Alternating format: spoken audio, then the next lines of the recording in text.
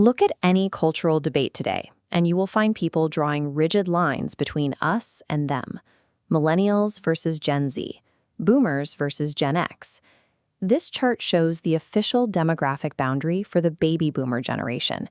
It is a solid, continuous block spanning 18 years, from 1946 to 1964.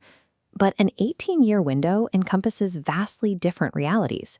Someone born in 1946 came of age listening to the Beatles on a transistor radio. Someone born in 1960 came of age playing Pac-Man in an arcade. Grouping those two distinct life experiences together creates a structural flaw in our demographic data. We have effectively misclassified tens of millions of people by forcing them into a box that does not fit. The oldest members of this demographic bracket were born into a period of deep, predictable stability. Their early years were defined by the post-war suburban housing boom and a rapidly expanding economy. By young adulthood, they had the economic security to focus on collective idealism, forming the massive youth culture movements of the 1960s and 70s. Trailing right behind them is a younger cohort occupying the exact same demographic bracket. When these individuals reached adulthood, that post-war economic engine had stalled out, leaving them to navigate a distinctly harsher landscape. Society built an entire archetype based on the oldest members of the bracket, leaving the younger half entirely erased from our historical narrative. Sociologists eventually gave this forgotten younger half a name, Generation Jones, generally encompassing those born between 1954 and 1965. The name serves a dual purpose. They were raised expecting to keep up with the Joneses, achieving the easy prosperity their older siblings enjoyed. Instead, they were left jonesing or yearning for an economic promise that vanished right as they entered the workforce. This graph illustrates why that promise vanished. While early boomers enjoyed flat mortgage rates in the 1960s, Generation Jones faced rates that doubled by the late 1970s. Add in global oil shocks making commuting a daily strain, and entering the middle class became mathematically improbable. Even the reliable avenues for American employment were collapsing. The thriving manufacturing sector that built the middle class began shutting down, leaving behind hollowed-out, rusting factories across the country. The reality of stagflation, high inflation combined with high unemployment, meant standing in crowded lines just to look for scarce entry-level work. The economic divide created in those few years meant that a single demographic bracket was now housing two entirely different classes of earners. Generation Jones inherited a vastly different political landscape as well.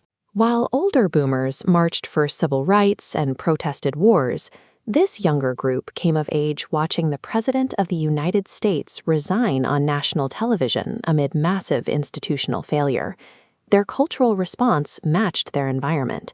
Instead of acoustic guitars and messages of universal peace, their rebellion took the form of punk rock, a loud, chaotic, and decidedly angry reaction to the dead-end prospects they were handed.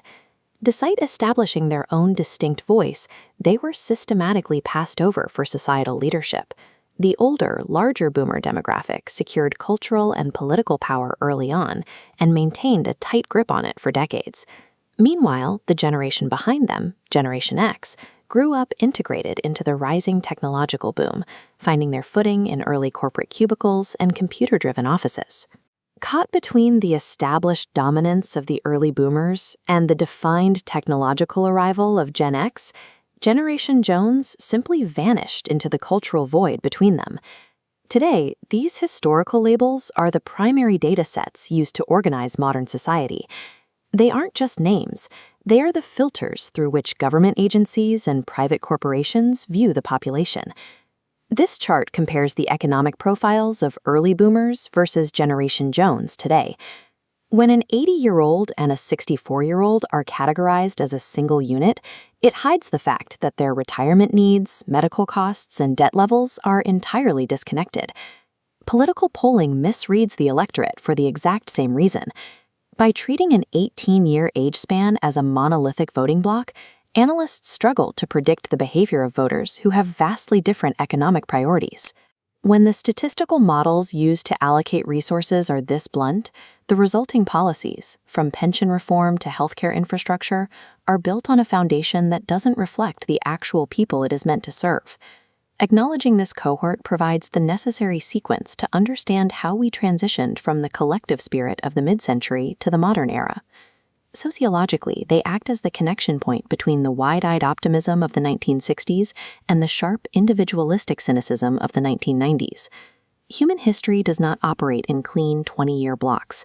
Attempting to force complex social evolution into rigid demographic boxes guarantees that we will misinterpret our own past.